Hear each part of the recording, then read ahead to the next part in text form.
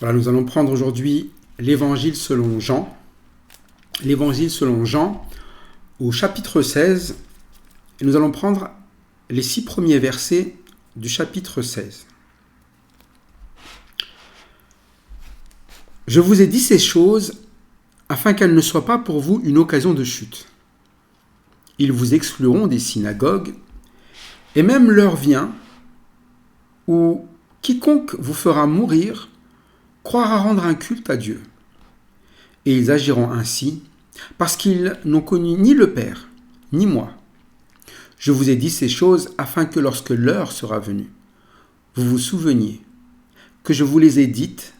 Je ne vous ai pas parlé dès le commencement, parce que j'étais avec vous.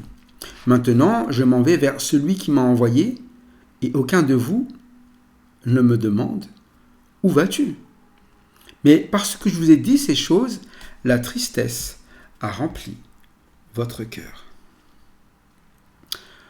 Nous sommes dans ce passage où le Seigneur vient de donner des avertissements. Je vous ai dit ces choses. Et parfois, avant de nous envoyer, avant que l'on parte dans des moments difficiles, on doit avoir des vraies instructions. On doit nous dire les choses clairement. On ne doit pas cacher. Et le Seigneur, il aimait ses disciples. Il n'a pas voulu leur cacher la suite. Il ne leur a pas dit, vous inquiétez pas, il n'y aura pas de problème, ne vous inquiétez pas, avancez, et qui vivra verra. Il les a prévenus de ce qui allait arriver. Dès le chapitre 14, il leur a dit que votre cœur ne se trouble point, parce qu'il y aura des occasions où ce cœur va être troublé. Je ne comprends pas. Je ne comprends pas pourquoi les gens agissent ou réagissent de telle ou telle manière. Pourtant, je leur annonce une bonne nouvelle. C'est de l'amour que l'on vient amener. Le commandement, c'est qu'on s'aime les uns les autres. Pourquoi certains n'aiment pas? Mais il dit que votre cœur, chapitre 14, verset 1er, ne se trouble point. Croyez en Dieu, croyez en moi. Il y a une espérance, il y a plusieurs demeures. Et c'est ce qu'il va faire. Je vais vous préparer une place. Il y a une espérance. Ces choses ont été dites pour qu'il n'y ait pas de chute derrière. Le terme au chapitre 16, verset 1er, occasion de chute, c'est un scandale. Quelque chose qui va nous faire sombrer. Il a dit, je vous ai dit ces choses, pour que ces choses ne soient pas pour vous une occasion de chute. Quelle chose est-ce qu'il parle? Il l'a dit au chapitre 15, si le monde vous hait, sachez qu'il m'a haï avant vous. Ça veut dire que nous, en tant que chrétiens, on doit être prévenus. Prévenus que le but, ce n'est pas de se faire aimer par les autres. Le but, ce n'est pas d'avoir des likes, d'avoir des followers, plein de gens qui nous trouvent bien, génial et tout. Ce n'est pas ça le but. Le but, c'est d'annoncer la bonne nouvelle, de faire confiance en cette bonne nouvelle, de faire confiance dans la parole qui a été donnée. Croyez en Dieu, croyez en Jésus-Christ. Et vous verrez le fruit qu'amène cette parole. Vous porterez beaucoup de fruits et le Père sera glorifié. Mais pour porter du fruit, il l'a dit, il faut être des disciples de Jésus-Christ. Et un disciple ne fait pas plus que le maître. Il n'est pas plus grand que le maître. Le disciple, si il est persécuté, c'est parce que le maître a été persécuté. Si vous suivez la voie du Seigneur, vous vivrez la route du Seigneur, ce qu'il a vécu dans ses difficultés. Mais quelle était la fin? Il a une maison. Sa maison, c'est le royaume de Dieu. Sa maison, c'est un royaume de paix. Un royaume, il y a la joie, l'amour, tout ce que l'on recherche réellement et dont on a vraiment besoin. Qu'on peut vivre dès ici-bas, malgré la haine de ce monde, mais qu'on va vivre pleinement dans la maison qu'il nous prépare en haut. C'est pour ça qu'il ne cache pas que ces choses peuvent être une occasion de chute. Mais la parole du Seigneur, puisqu'il nous dit les choses, fait que nous n'allons pas quoi? Chuter, si nous gardons ses paroles. C'est pour ça qu'il insiste. Et on est vers la fin, il va bientôt partir. Mais avant de partir, il tient à leur laisser cet encouragement en réalité. De comprendre que notre patrie, elle est céleste, mais qu'ici-bas, il y a des choses à vivre. Il y a des difficultés. On souffrira pour quelque temps, mais pour une bonne et belle chose, pour l'évangile. Pour, montrer comment Dieu a aimé le monde, quitte à souffrir, pour que ceux que nous aimons puissent être délivrés. Parce que le problème, c'est que ceux qui nous excluent, ceux qui sont dans les synagogues, ce sont des semblables souvent. Ça peut être notre famille, ça peut être nos amis, les gens avec qui on vit d'habitude socialement parlant. Et c'est ça le verset 2. Ils vous excluront des synagogues. Une synagogue, c'est le lieu où tout le monde se rassemble. Le lieu où on partage, même la parole. Un lieu où on est censé mettre en avant ce que demande Dieu. Mais c'est là que le monde est pourtant. C'est là que la haine est. Et ils vont exclure, ils vont mettre de côté, ils vont simplement, c'est le terme, exclure de la synagogue, c'est excommunier. Vous ne pouvez plus partager la communion avec eux, mais c'est normal. Eux et nous vont avoir une différence. Nous sommes en Christ, ils ne le sont pas. Nous gardons la parole, ils n'en veulent pas. Il y aura forcément une séparation. Et ce n'est pas nous qui nous détachons. Nous, on veut ramener l'amour de Dieu, l'évangile de Dieu. C'est eux qui excluent. Et c'est important de le comprendre. Nous n'excluons personne.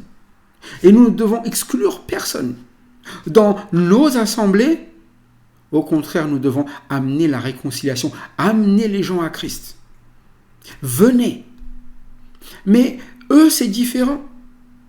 Eux, leur but, ce n'est pas que les gens soient sauvés.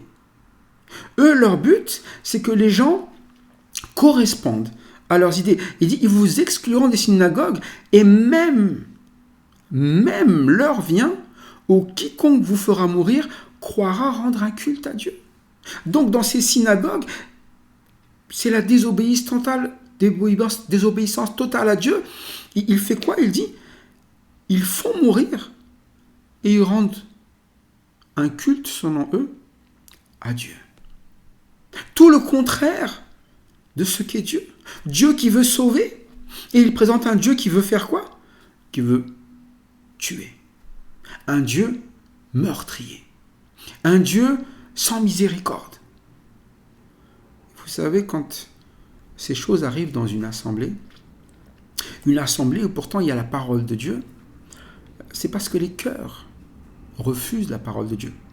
Le livre est là, le texte est là. La réalité, c'est que Dieu veut sauver. Et certains même vont annoncer, mais le cœur refuse. C'est le monde. Le monde est à cause de quoi? À cause de ces paroles. À cause de la manière dont cette parole sonde nos cœurs. À cause du fait qu'elle nous montre notre réel état. Parce que Jésus nous dit les choses. Il nous dit tout simplement que notre manière d'agir, elle n'est pas bonne et qu'on a besoin de repentance. Il nous dit qu'on peut chuter. Et ces personnes qui excluent, ce n'est pas toujours les autres, ça peut être nous-mêmes. Nous, quand on n'écoute pas la parole, et on finit par quoi? Exclure les autres. On finit par détester les autres. On finit par ne plus supporter les autres. On devient, ici, des personnes qui cherchent à faire mourir, au lieu des personnes qui cherchent à sauver. Et on appellera ça un culte. Ça sera même un blasphème. Parfois, on est comme ça. On est dans l'église et puis il y a des personnes qui rentrent, on ne les aime pas, on ne les supporte pas. On est là un peu comme avec un fusil à la main. C'est ça la parole. On prend comme un fusil et on vise quelqu'un et on attend que la personne se déplace jusqu'au moment où sa faiblesse sera visible et boum, c'est la chasse. Ce n'est plus un lieu pour Dieu, ce n'est plus une synagogue où on s'assemble pour écouter la parole du Seigneur, on s'assemble pour devenir pire, pour blasphémer, pour donner un mauvais témoignage de Dieu. Dieu n'aime pas. Ça, c'est le témoignage de ceux qui excluent. Mais quand Dieu aime et il veut inclure. C'est pour ça que Dieu est venu sur terre. Normalement, l'homme n'a aucune relation avec Dieu, il exclut par défaut. Il ne peut pas rentrer dans le royaume de Dieu. Mais Jésus-Christ est venu pour prêcher le royaume de Dieu et il va donner sa vie, il va verser son sang pour que nous puissions accéder au royaume de Dieu. Il veut inclure. Réconciliez-vous avec Dieu. Et ceux qui haïssent, le message qu'on doit leur envoyer, c'est réconciliez-vous avec Dieu parce qu'ils ont un vrai problème. Et c'est ce que dit le verset 3. Pourquoi est-ce qu'ils agissent comme cela? Pourquoi est-ce qu'ils chassent? Pourquoi est-ce qu'il y a un problème avec les autres? Verset 3 nous dit « Et ils agiront ainsi parce qu'ils n'ont connu ni le Père, ni moi. » Comment régler le problème alors de personnes qui persécutent, de personnes qui haïssent, puisqu'ils ne connaissent ni le Père ni Christ? Ce que nous devons faire, c'est leur faire connaître le Père via Jésus-Christ. Leur annoncer le message que Jésus a dit. Il est le seul chemin, la vérité et la vie. Nul ne vient au Père que par lui. Ils ont besoin de connaître cela. C'est pour ça qu'on va accepter d'être haï, pour qu'ils soient sauvés. Parce que nous aimons et que c'est le commandement qui nous a été donné. Tu aimeras ton prochain. Aimer. Pourquoi aimer? Parce que nous avons été aimés de la même manière. Jésus-Christ nous a aimés alors que nous étions ennemis. Alors que nous-mêmes, nous avions blasphémé contre Dieu le Père. Nous avions blasphémé contre Jésus-Christ. Je me souviens bien avant, j'étais moqueur. Je blasphémais. Je disais des choses sur Dieu qui ne sont plus possibles pour moi de répéter aujourd'hui. Parfois, des choses qui rabaissent, qui méprisent l'œuvre de Christ. Alors que lui avait donné sa vie pour moi. Mais il a gagné un cœur dur comme le mien, un cœur de chasseur qui voulait l'exclure de ma vie. Je ne veux pas de Dieu, je ne veux pas de Christ. Et c'est ce qu'il nous demande de faire, vivre comme il a vécu. Et c'est pour ça qu'il le dit au chapitre précédent, au chapitre 15, verset 26, verset 27, il dit qu'il va nous donner le moyen de vivre cela. Quand sera venu le consolateur, que je vous enverrai de la part du Père, l'Esprit de vérité qui vient du Père, il rendra témoignage de moi. Et vous aussi, vous rendrez témoignage parce que vous êtes avec moi dès le commencement. Donc, on voit pourquoi il y a l'Esprit qui est là. Il est là pour que nous puissions rendre témoignage du Seigneur et il nous rend témoignage du Seigneur dans notre vie. Nous serons des témoins. Nous n'allons pas témoigner d'autre chose. Nous n'allons pas amener le blasphème. Nous allons vraiment montrer qui est Dieu. Parce que nous avons son esprit maintenant.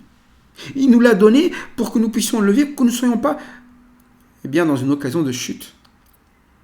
Mais que nous soyons plutôt quoi? Non seulement nous ne chutions pas, mais nous relevions même ceux qui agissent mal. Pourquoi ils agissent mal? Parce qu'ils n'ont connu ni le Père, ni le Fils. Mais nous, qui avons connu le Fils et qui avons le Père, nous avons aussi l'Esprit qui agit en nous. Et nous pouvons agir par cet Esprit autrement que eux agissent. Comment agissez-vous aujourd'hui? Est-ce qu'il y a une façon de faire que nous avons qui est de chercher à se débarrasser de ceux que nous n'aimons pas? Qui est cherché, ici, à exclure, à détruire? Ou est-ce que nous voulons ramener les gens à Dieu, passant par Jésus-Christ? Et pour cela, il faut dire. Et c'est ce que faisaient les apôtres, c'est ce que feront les apôtres par la suite. Ils vont dire. C'est ce que Jésus-Christ fait, il dit les choses. Mais les choses qui viennent de Dieu. Il ne dit pas les choses pour détruire, il dit les choses pour relever. Parce que la parole du Seigneur, c'est une parole qui relève. C'est une parole qui avertit. C'est une parole qui veut nous garder des dangers que nous pouvons rencontrer et qui sont une occasion de quoi? De chute. Il va le redire au verset 4. Je vous ai dit ces choses. Chapitre 16, verset 4. Je vous ai dit ces choses. Pourquoi Dieu parle? Pourquoi Jésus-Christ nous donne sa parole? Je vous ai dit ces choses afin que lorsque l'heure sera venue, vous vous souveniez que je vous les ai dites. Je ne vous ai pas parlé dès le commencement parce que j'étais avec vous. Comme on l'a dit, tant que le Seigneur était avec eux, il n'avait pas besoin de leur dire cela. Il s'occupait d'eux. Il était le consolateur. L'esprit qu'il va donner, c'est un autre consolateur. C'est ce qu'il dira.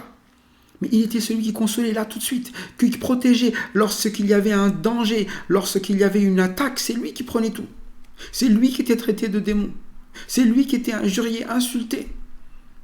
Mais maintenant qu'il s'en va, quand il va mourir, l'heure va venir. Et quand Jésus-Christ va mourir, eh bien les disciples vont se sentir orphelins, vont se sentir comme étant privés de leur berger. Et vous savez, essayez d'imaginer un peu ce moment, cette scène. Notre Maître, Jésus-Christ, est tué par les religieux, les pharisiens, par le peuple, par les Romains, par les païens. Ils le frappent, ils le blessent, ils se moquent de lui, ils le clouent à une croix. Lui avec qui nous avons partagé des années et des années, lui qui nous a aimés. Imaginez une scène comme cela, quelqu'un qu'ils avaient proche de vous, à qui on fait cela. Qu'est-ce qu'il y a dans votre cœur? Est-ce que c'est le pardon, la première chose qui vient, ou c'est de la haine? C'est de l'amertume? C'est de la rancune? Ça peut même être un désir de vengeance. C'est ce qu'on appelle la chute. Le danger de devenir un chasseur parce que on nous fait une injustice. On nous prive de quelque chose. On nous prive de quelqu'un. C'est pour ça qu'il explique, je vous ai dit ces choses afin que quand l'heure sera venue, parce qu'il va venir un moment où il faut que vous soyez prêts. Non pas prêts à vous battre et à tirer sur les autres, mais prêts à quoi? Prêts à supporter, prêts à pardonner, prêts à annoncer une bonne nouvelle à ceux qui ont persécuté le Seigneur. Dans leur message, ils vont le dire. Le Jésus de Nazareth que vous avez crucifié. Et ce n'est pas une haine quand ils vont dire cela, c'est un appel. C'était le Sauveur. C'est celui qui vous aimait, c'est celui qui voulait vous délivrer. Et c'est ça notre message.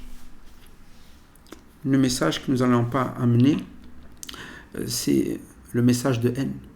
Le message qui est de rendre coup pour coup. Le message, qui est d'exclure ceux qui nous tapent, ceux qui nous persécutent. Bien au contraire, de les inclure. Mais les inclure d'une seule manière, qu'ils se réconcilient, qu'ils connaissent d'abord Jésus-Christ, qu'ils connaissent Dieu. Souvent, quand on veut réconcilier, on fait des compromis. On se dit, voilà, c'est pas grave, tu peux être avec nous et c'est pas grave, tu n'es pas obligé de croire en Jésus-Christ, tu n'es pas obligé, mais on va partager, on va travailler ensemble, c'est impossible. Croire en Dieu, non, tu n'es pas tellement obligé, on peut travailler. Non, c'est pas possible. Parce qu'on n'a pas le même maître. On ne prendra pas la même direction et on n'aura pas le même message. Il faut d'abord qu'on ait le même message. Mais pour avoir le même message, il faut vivre le même évangile. Et l'évangile, c'est ce que Jésus-Christ a annoncé. Cette puissance qui fait quoi? Qui sauve tous ceux qui croient dans cette parole. Ceux qui ont reçu cette parole, c'est ce qu'il dit depuis le départ, ceux qui l'ont reçu, il a donné le pouvoir de devenir enfants de Dieu. Ce sont les enfants de Dieu qui vont pouvoir quoi? Se rappeler de ces paroles et de le vivre au moment venu, à l'heure venue. Est-ce que vous êtes prêts à traverser les épreuves que le Seigneur aura mis devant vous à l'heure venue? Pour cela, il faut, comme il le dit, que vous vous souveniez de ce qu'il nous a dit. C'est pour ça que lorsque vous lisez la parole, préparez-vous. Préparez-vous à aimer votre prochain, préparez-vous à annoncer l'évangile, préparez-vous à pardonner avant même d'avoir été persécuté. Parfois, pour des petites choses, on n'arrive même pas à pardonner. On a une rancune pour un mot, pour 2 mots. Mais imaginez la haine du monde entier qui est tombée sur le Seigneur Jésus-Christ. Imaginez le péché de tout ce qui est tombé sur lui. Et pourtant, il n'y a que un mot qui importe dans cette œuvre pour lui. Pardonne-leur. Pardonne-leur. Nous avons été pardonnés de nos péchés au prix de notre haine qu'il a supportée, qu'il a vécue, de nos péchés qui l'ont brisé. Et il a amené une victoire pour nous. Et vous savez, lorsque vous souffrez pour ceux que vous aimez, c'est pour leur amener une victoire. Lorsque vous souffrez parce que vous êtes persécuté par votre famille, par les gens qui vous sont proches, c'est pour leur amener une victoire. C'est pour leur amener Christ dans leur vie. C'est pour ça que on va l'accepter. Bien plus, on va se réjouir de ce que nous marchons sur le chemin du Seigneur et de ce que ce travail qu'il a fait, nous pouvons aussi maintenant, par son esprit, l'amener devant les gens. Témoigner de lui devant ceux qui ne le connaissent pas, que d'autres puissent le connaître. Il leur dit maintenant, donc les choses ont changé. Maintenant, je m'en vais vers celui qui m'a envoyé. Maintenant, c'est à vous de témoigner. Maintenant, c'est à vous d'aimer. C'est à vous, d'être, il va leur enseigner cela, d'être des bergers et de prendre soin d'autres brebis. Ce sont des apôtres. Il parle à eux, là. C'est à eux, maintenant, de vivre la vie, qui va être des avertissements pour les autres, afin que les autres ne chutent pas. Et nous avons ce devoir, lorsque nous avons reçu la parole de Dieu, c'est de le garder, de le mettre en pratique, de porter du fruit. Et ce fruit, je le dis toujours, le fruit, c'est pour que les autres puissent le goûter. C'est parce que les autres vont pouvoir en profiter, vont pouvoir se nourrir de cela. Et notre vie doit être cela, quelque chose d'utile aux autres. Mais elle ne peut être utile sans la parole de Dieu. Sans la parole de Dieu, nous sommes rien. Pire même, nous allons chuter. Nous allons devenir des chasseurs. Nous allons exclure. Tous ceux qui agissent de cette manière ont refusé la parole de Dieu, même en disant qu'ils ont Dieu. Les synagogues, c'est cela. Il y a la Bible, ils vont dire, mais nous on connaît Dieu, nous on a la vérité. Non. Tant que vous agissez différemment de ce que Dieu a demandé, c'est le mensonge. Mais lorsque le Seigneur parle, le verset 6 nous dit « Parce que je vous ai dit ces choses, la tristesse a rempli votre cœur. » Quand on entend tout ce qui nous attend, parfois c'est un peu cela quand nous lisons des livres d'avenir, comme les révélations, l'Apocalypse. Nous voyons les choses difficiles qui viennent. Quand nous voyons les persécutions qui commencent à venir, quand nous voyons que nous ne sommes plus dans un moment où nous allons pouvoir être tranquilles. C'était leur cas, ils étaient avec Jésus, Jésus prenait soin d'eux, Jésus s'occupait d'eux, il n'y avait jamais de problème, etc. Quand les choses commencent à changer dans notre vie, souvent nous sommes tristes. C'est normal. C'est normal puisque nous avons pris des habitudes, des moments où, un peu comme un enfant, quand il est dans une maison, nous n'avions pas à nous occuper des factures, nous occuper des soucis du quotidien, là juste à faire sans trop se soucier de ce qu'il y a autour de nous. Je ne sais pas si vous remarquez, mais un enfant, la plupart du temps, qu'ils donnent, plus ils sont petits, c'est de jouer. Plus ils jouent. Ils ne s'occupent pas de responsabilités, ils veulent s'amuser, c'est tout. Mais plus ils grandissent, plus ils ont des responsabilités. Et aujourd'hui, nous avons plus de responsabilités que de jeux, au final. C'est normal. Mais c'est de plus en plus difficile. Et parfois, on regrette, à un certain âge, l'enfant se dit « Ah, je m'amusais bien à l'époque ». Mais ici, les disciples, ce n'était pas un jeu qu'ils vivaient avant, mais ils étaient tranquilles. Ils suivaient, ici-bas, le Seigneur prenait les coups, ils n'avaient pas grand-chose à prendre, juste quelques petits mots à gauche, à droite, mais le Seigneur était là pour consoler assez rapidement. Mais là, maintenant, c'est un autre consolateur, c'est l'Esprit. L'Esprit qui va rappeler les paroles. C'est sur ces paroles-là qu'ils vont devoir se consoler.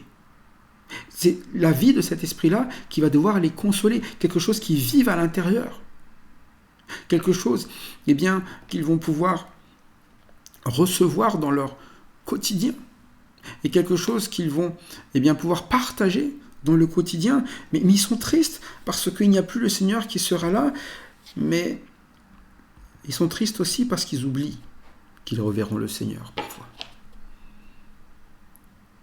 Ils oublient ce qu'on avait dit au début. Pourquoi le Seigneur part ? Je m'en vais pour préparer une place, il a dit. Il y a une maison, il y a une espérance. Et parfois, nous sommes tristes parce que nous oublions qu'il y a une suite. Et la souffrance sur cette terre, elle nous accable parce que nous pensons que c'est notre vie entière qui est gâchée, comme si notre vie n'était que cette vie ici-bas.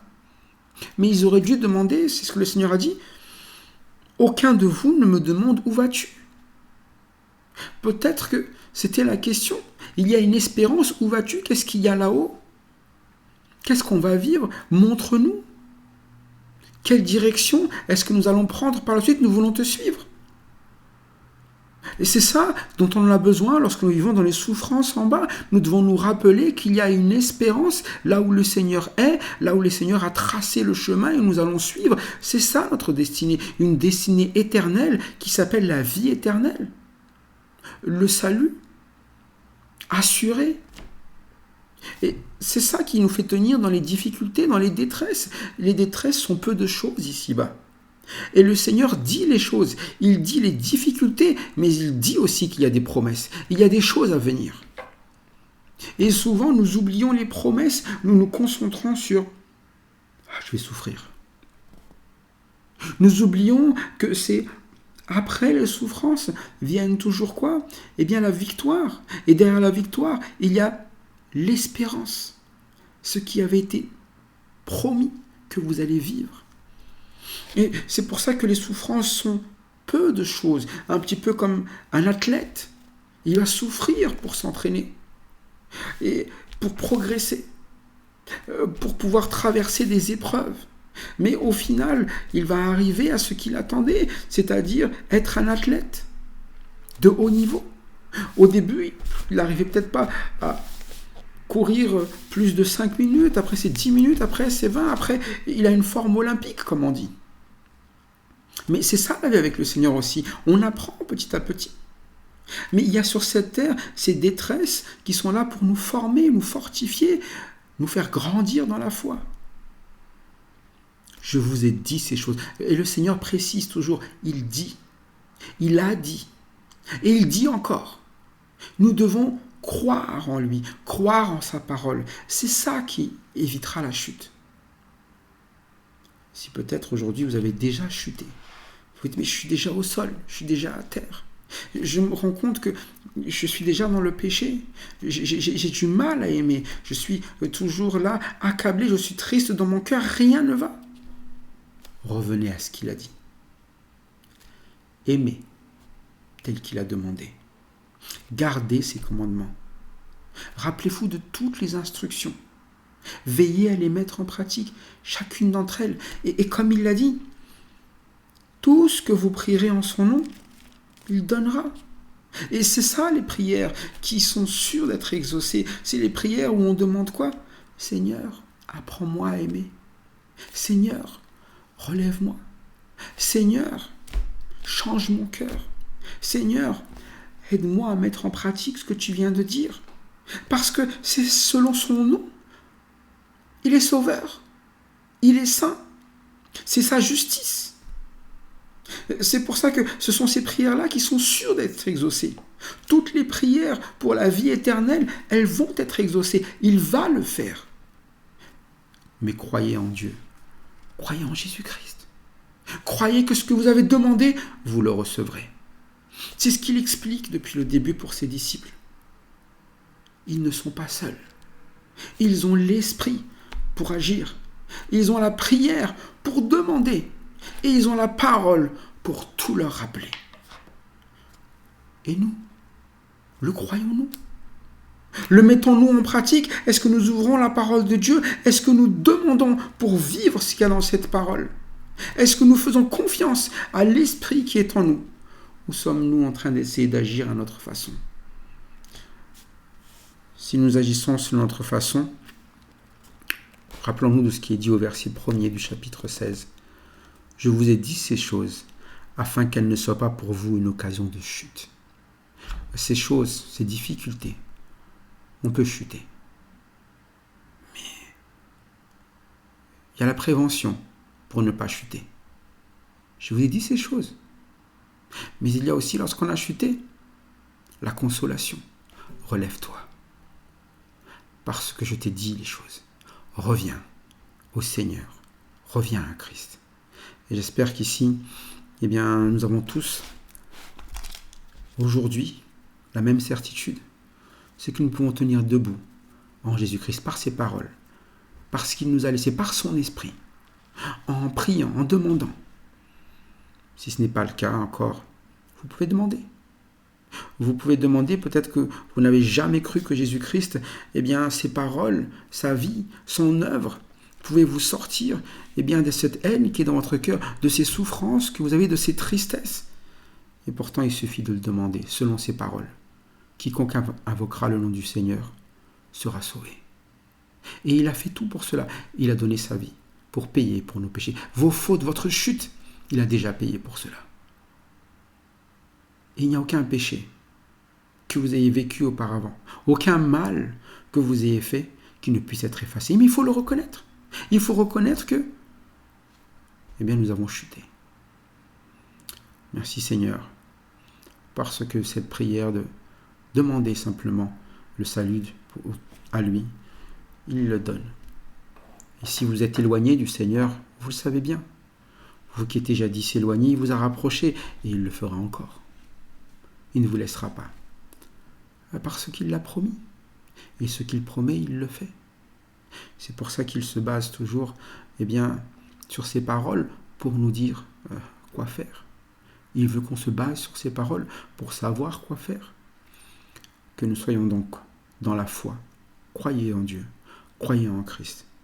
Ne faites pas l'erreur de chuter parce que vous aurez mis de côté ce que vous dit Jésus-Christ. Que Jésus-Christ vous amène toujours à sa lumière chaque jour afin que nous puissions rester debout ensemble et que nous puissions marcher pour la gloire de Dieu en portant son fruit. À Dieu la gloire. Amen.